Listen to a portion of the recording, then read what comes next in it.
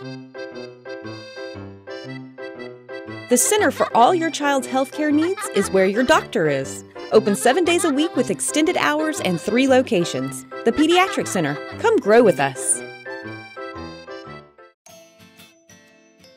At 1 month old, babies are already trying to communicate with us. They cry, they coo, and make noises new moms may not exactly understand yet. So, how is a mom supposed to know what to do when the baby keeps crying?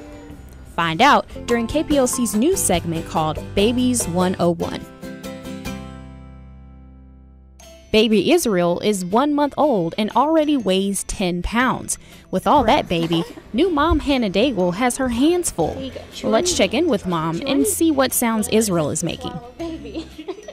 Hi Hannah, you're a new mom now, and I know your baby's probably making a lot of noises. So how do you normally respond when he starts crying? When he starts crying, my job is to determine what his needs are. Does he need to be fed? Does he need to be changed? Or does he just want to be held? So it's just differentiating between the different cries. And have you kind of figured out which is which? Can you pick it out, and how do you know? Oh yeah, they're pretty distinctive, His frustrated cry is different from his I'm in pain or I have a tummy ache cry. And his hunger cry is not as loud or aggressive. Yeah. It's not as aggressive. And when he just wants to be held, it's just a soft little cry. So when he's crying for just attention, how do you normally respond when he does that? Normally, if I don't have something that absolutely needs to be tended to right that second, I'll pick him up, I'll comfort him and soothe him and, just give him a little bit of attention. Yeah. And have you heard any other noises? Any cooing? Or? Oh, yeah. He coos a little bit. He squeaks. He sneezes a lot. That's something that we figured out. He sneezes a lot. Just little sighs after he yawns, cute little baby noises that he started making here in the last couple of weeks. Well, that's adorable. Well, he's cute, and I'm hopeful that, I'm curious to check back with him next month and see what other sounds he's making, what he's up to. And, I thank you for talking to me. He's calm, and he stayed quiet this whole interview, so I'm happy about that. Absolutely. We all know the phrase, mom knows best, but do pediatricians agree to let babies cry it out? I sat down with Dr. Lyle Stevenson to hear his expert advice on what to expect from a 1 month old. Is it true that you can tell what a baby needs through its cry? Dr. Stevenson says all babies are different.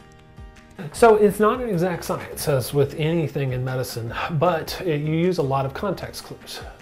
Babies will have particular cries that a lot of parents can recognize, but sometimes it's really hard to tell what they want. So we use context clues. Do they appear uncomfortable? Are they having signs of illness? Has it been 2 hours since they ate last? Do they have a dirty diaper? Things like that we are going to go through the steps to check and make sure that that we can decide what's going on with the baby. This doesn't mean you can't try different tactics to respond to your baby's cry. Different frequencies may represent something deeper. We see that sometimes if they're having pain for some reason, that they may have a higher pitched cry. We'll look at other signs, are they drawing their legs up? Are they having lots of bowel movements? Are they doing things like that? And of course, do they have a fever? What other noises are babies making? Earlier ages, a lot of times they'll just talk and make noises that aren't exactly directed at anything in particular. They'll make the grunting and crying and all that at the 1 month age. Dr. Stevenson says there is a such thing as abnormal crying. There's no shame in taking the baby to the doctor if you're worried. If you were just unsure about something, get them checked out. No doctor's going to tell you that you're ridiculous because you brought your baby in and you're worried. We want you to be concerned about your baby. And as far as the great debate of crying it out, as far as crying it out, that's kind of a feel thing.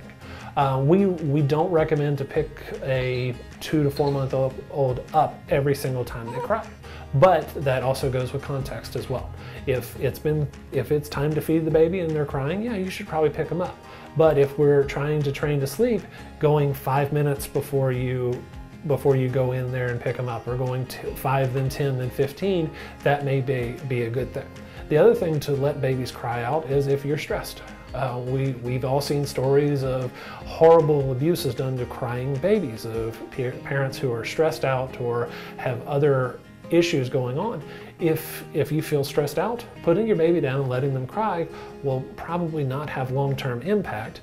And if it gives you the chance to go and take a deep breath, that is a wonderful thing for your relationship. And then you can go after 5 or 10 minutes of just having a little bit of a deep breath and me time, you can pick up the baby and make things better. Looks like baby Israel and mom Hannah have a lot to learn on this journey. Tune in next time to find out how to deal with baby sleep patterns on Babies 101.